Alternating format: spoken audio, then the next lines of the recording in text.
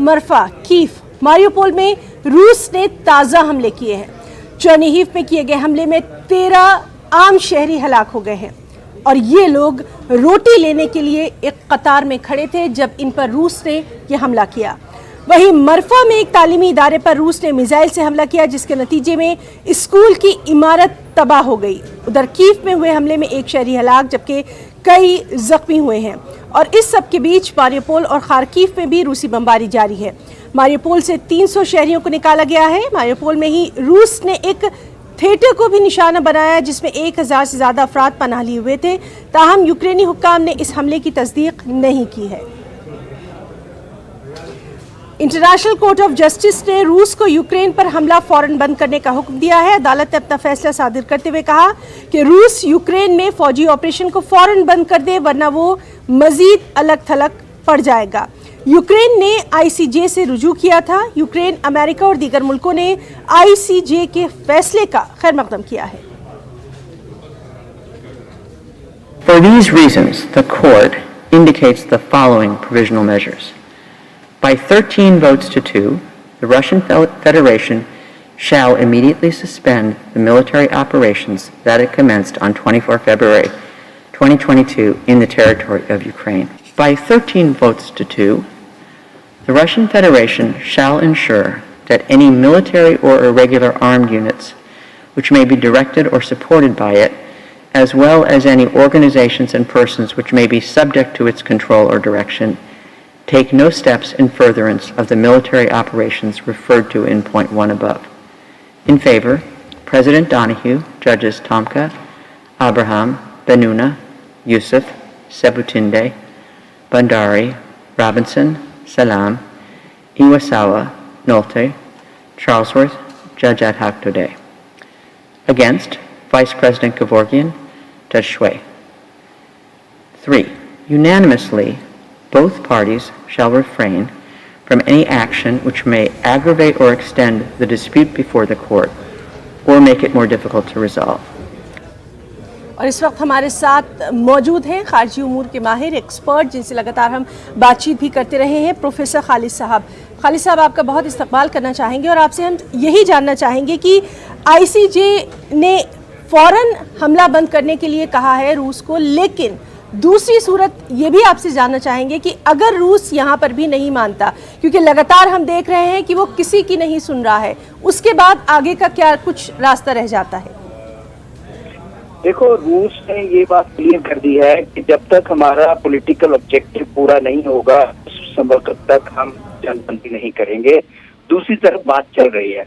अब यहाँ पर दो पहलू हैं। एक पहलू तो ये है कि बातचीत चल रही है और बातचीत एक ऐसे नतीजे पर पहुंचने वाली है जहाँ पर यूक्रेन वादा करेगा कि वो अपने आप को न्यूट्रल रखेगा आने वाले दिनों में, यानी कि वो किसी मिलिट्री अलायंस में नहीं जाएगा जी। दूसरी तरफ रूस पूरी हमलावर भी है और उसके साथ ही ज़ेलेंस्की ने जो कल एड्रेस अपने यूनाइटेड स्टेट्स के जो दोनों हाउसेज हैं जी, उनको एड्रेस किया है और उनको कहा है कि यही टाइम है, आप एक्ट करें। वो इंसिस्ट कर रहे हैं कि किसी तरह से आप नो फ्लाई जोन डिक्लेयर करो, जो कि नेटो फोर्सेस या नेटो देश नहीं करना चाहते, उससे जंग आगे बढ़ जाए। तो ये एक ऐसी सिचुएशन है जिसमें लोग बेसिकली सफर कर रहे हैं। जो हाल देश का हो रहा है, जिस तरह से 20-25 लाख लोग भाग गए हैं देश छोड़ करके और काफी ज्यादा लोग जो है देश के अंदर इधर उधर हो गए हैं। खाने की प्रॉब्लम है, अब रहने की प्रॉब्लम है, बिल्डिंगें दिन ब दिन खत्म हो रही हैं, इंफ्रास्ट्रक्चर खत्म हो रहा है, पुल खत्म हो रहे हैं। तो ये सिचुएशन जो है एक ह्यूमैनिटेरियन क्राइसिस बहुत बड़ा बन गया है। इंसानी जिंदगी बहुत खतरे में वहां पर आ गई है।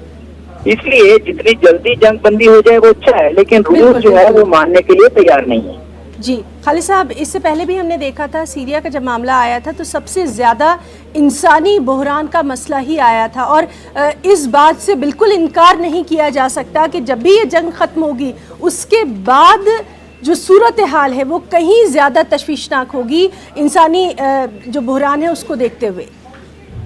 देखो, अगर यूक्रेन जो है बिना किसी शर्त के विड्रॉ करता है या कहता है कि हम, इसका मतलब ये है कि जंग बेमानी थी। जी। यानी कि यूक्रेन को पहले ही ये कह लेना चाहिए था।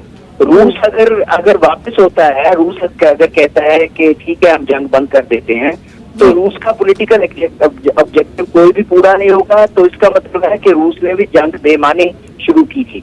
तो ये जो सिचुएशन है इसको कैच 22 सिचुएशन कहते हैं कि कौन जो है वो किसको पछाड़ रहा है, कौन किसको पीछे हो रहा है, कर रहा है। बेसिकली नेटो जो है वो अपना रसद पहुंचा रही है, अपना मिलिट्री इक्विपमेंट, मेडिसिन वगैरह सब पहुंचा रहे हैं, लेकिन वो सब कुछ नहीं चाहिए, जंग बंदी चाहिए ताकि लोग जो है अमन का सांस लें। जी। और खालिद साहब, एक और आखिरी बात आपसे जानना चाहेंगे, शायद खुद रूस ने भी नहीं ये बात सोची थी कि जंग इतनी लंबी हो जाएगी। यूक्रेन एक छोटा सा मुल्क ही समझा जा रहा था, लेकिन अब 20 दिन से ज्यादा हो चुके हैं। देखिए ऐसा है कि बिल्कुल आपकी बात सही है। पुतिन ने ये सोचा था कि हमारी फौजें जस्ट अंदर जाएंगी और कब्जा करके अपने पसंद की सरकार पर बिठा देंगी और उसके बाद अपनी मर्जी के फैसले करवाएंगे। जी जी। लेकिन जिस तरह से जंग खींची और आगे बढ़ी और जिस तरह से एक नेशनलिज्म का जज्बा जो है यूक्रेन के लोगों में देखने मिला और प्रेसिडेंट जेलेंस्की ने जिस तरह से लोगों को जंग के दौरान लीडरशिप दी, उससे जंग में और ज्यादा मतलब उन लोगों में ये आ गई कि हम जंग लड़ेंगे, हम हारेंगे नहीं, हम घुटने नहीं टेकेंगे। सो रूस को इस चीज का अंदाजा नहीं था कि जंग इतनी आगे बढ़ेगी और ये और आगे बढ़ेगी अगर रूस करता रहा। ये भी आया है देख सुनने में